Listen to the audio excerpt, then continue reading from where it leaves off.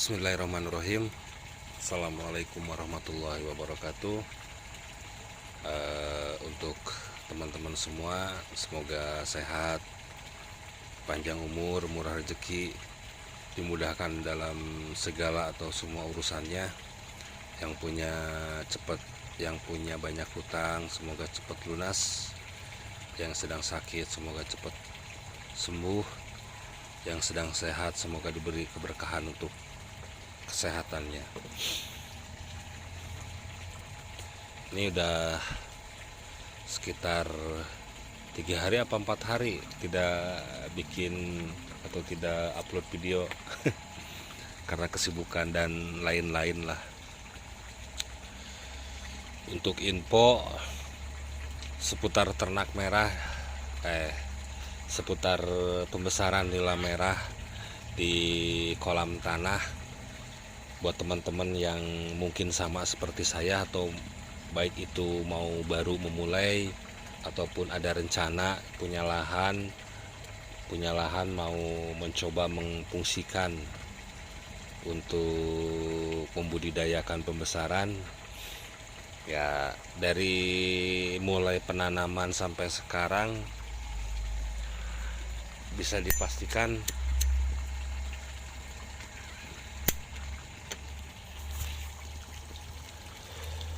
harus betul-betul ekstra fokus, harus betul-betul ekstra ada tenaga lebih lah. Jadi kita tidak tanam atau kita tidak tebar benih lalu jamin, tidak seperti itu ya.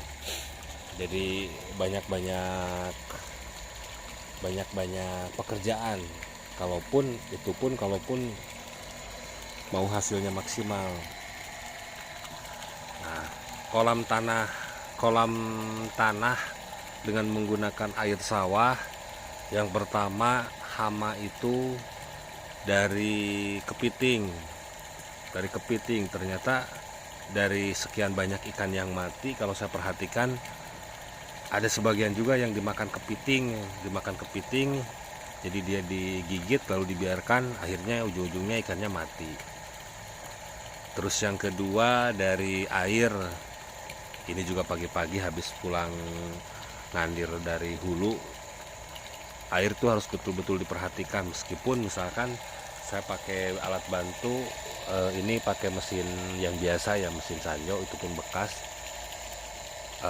harus terus ada karena untuk menyuplai oksigen. Kalaupun misalkan air tidak cukup, kemungkinan sebagian pasti bakalan mati. Terus hama yang ketiga dari burung kuntul. Baru tahu ternyata burung kuntul itu pas pagi-pagi itu puluhan ekor nih, dari mulai di pohon jambu, di pohon itu sampai kesini. Nah ini pun nanti akhirnya karena ini mungkin waktu tebarnya kebanyakan, ini tebar 1 kuintal ya. 1 kuintal itu dengan asumsi 11.000 ekor. Ini nanti pas panen kita lihat hasilnya bakal jadi berapa puluh kilo ya. Nah, itu yang ketiga burung kuntul. Terus yang keempat hama satu lagi ataupun yang harus diantisipasi itu dari sero. Nah ini sebenarnya udah dapat kita ratain, tinggal kita pasang, cuman nunggu duit lebih ya. Nanti ini dari mulai sini ujung sini sampai ke ujung sini itu mau pakai baja Hermes. Jadi ketinggiannya sekitar 1,20 meter, panjang 6 meter. Jadi kan kalau pakai baja itu kan si sero itu sendiri akan licin. Tapi untuk mengantisipasi burung kuntul itu nggak tahu harus gimana. Apa mungkin nanti dipasangin jaring, ditutup pakai jaring semua. Nah itu nggak tahulah kedepannya seperti apa. Selama 4 hari yang dikerjakan apa ya, baru beres rata-rata tanah ini. Terus saya iseng-iseng ini tanamin pohon singkong dari sini terus sampai ke sana, sampai ke ujung dengan jarak 60 ataupun 70 cm. Ini baru mulai penanaman. Tadinya apa ya, tadinya kan si daunnya kan bisa buat jadi makanan ekstra buat si ikan-ikannya. Udah beberapa hari ini hujan. Ini tabur ikannya sengaja saya tidak dibikin satu tempat, tapi dibikin tengah-tengah. Makanya ikannya pada nyebar semua tuh. Jadi tidak berkumpul di satu titik. Nah, di awal saya bilang keyep ataupun kepiting tuh. Ini lubang keyep semua nih, lubang keyep dari sekelilingnya itu keyep, nggak tahu, padahal dulu waktu bikin nggak ada lubang-lubang, bersih ini. Tapi sekarang lubangnya dari mungkin sekelilingnya berlubang semua. Bukan lubang kenikmatan, tapi lubang ini apa? Lubang hama, ini lubang hama keyep. Jadi banyak sekali PR lah. Banyak sekali PR yang harus dikerjakan. Dari mulai kita tiap hari harus rajin kontrol air, terus si lubang kepitingnya satu-satu kita tutupin pakai plastik. Terus pagi-pagi sekali harus bangun, harus usir burung kuntul, karena bukan 1-2 ekor, ini puluhan. Nanti kalau misalkan sempat saya bikin videonya. Jadi dia tuh mulai dari pohon ini jambu, pohon lengkeng, jadi ada semua. Terus di pinggir-pinggir pokoknya penuh. Nah, sampai satpam pun, saya kan punya satpam di sini. Entok-entok pun dia malah melongo. Mungkin harusnya pakai satpam, bukan pakai hewan unggas, tapi pakai dogi ya mungkin. Kenapa air ini dihidupin? Ini kan airnya sangat kecil sekali nih, sangat kecil sekali. Nah, untuk pertumbuhan sendiri dari mulai penanaman masuk hari ke-16 sudah ada peningkatan. Cuman tingkat kematian ikan itu tiap hari pasti ada, berkisar 10 sampai 20 ekor. 10 sampai 20 ekor. Jadi kalau untuk kolam tanah sendiri yang posisinya di pesawahan itu dengan kondisi air yang harus ada tenaga ekstra, harus sedikit capek, harus tiap pagi harus ke hulu sana, ke hulu untuk alirin airnya, untuk lihat ada yang empat atau tidak. Ya menurut saya tidak sangat-sangat harus ada tenaga ya.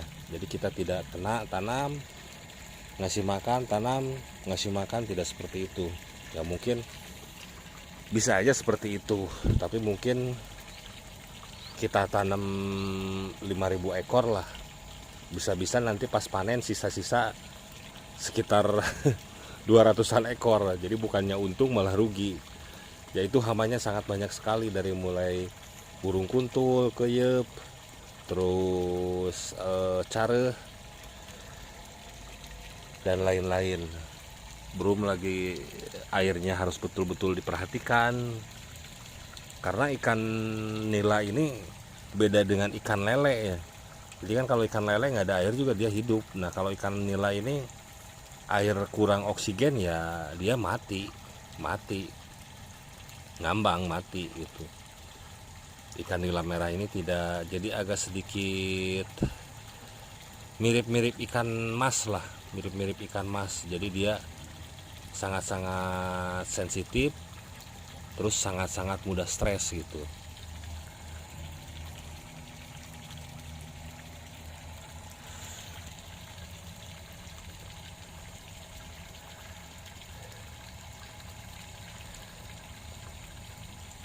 Nah buat teman-teman, kalau sebenarnya kalau yang mau lebih enak itu kita tanamnya di kolam beton, atau kolam beton, terus bawahnya udah kita cor, suplai airnya bagus,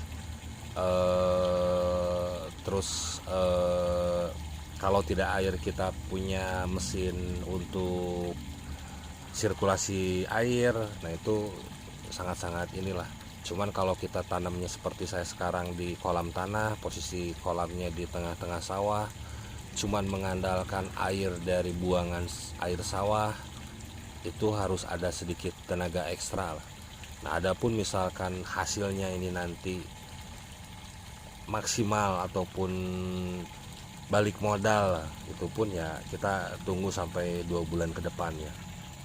Mungkin pas Lebaran ini mungkin insya Allah bisa dipanen.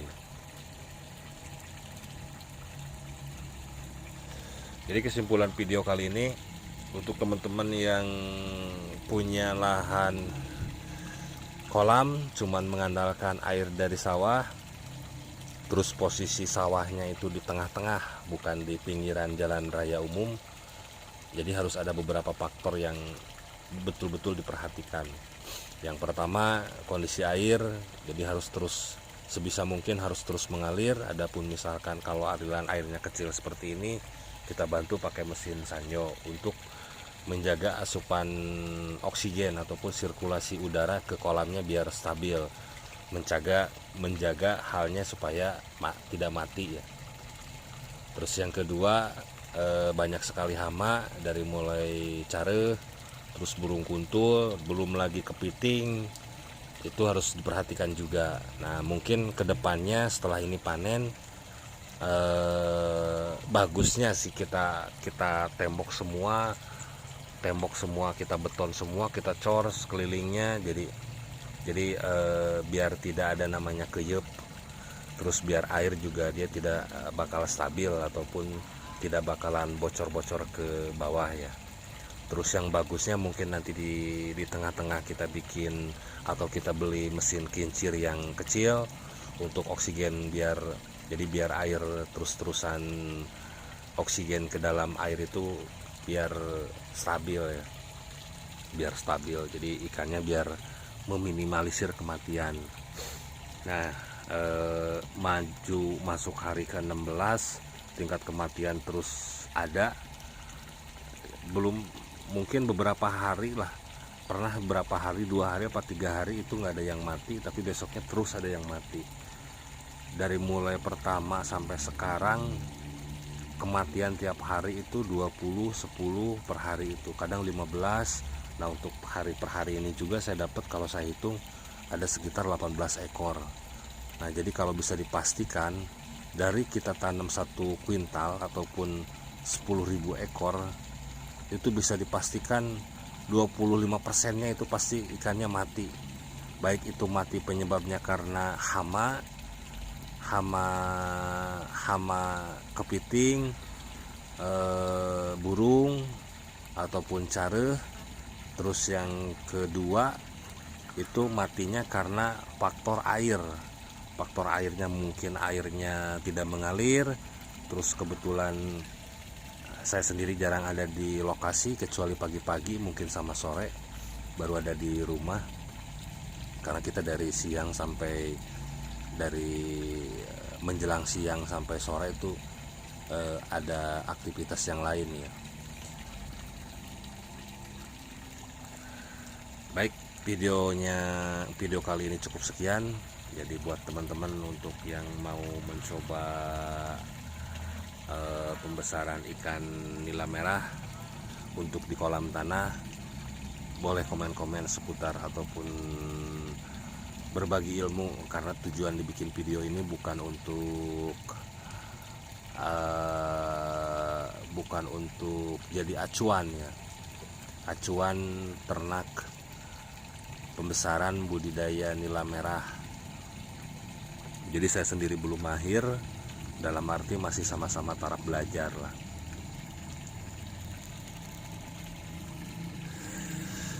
Videonya cukup sekian. Jangan lupa bahagia. Assalamualaikum warahmatullahi wabarakatuh.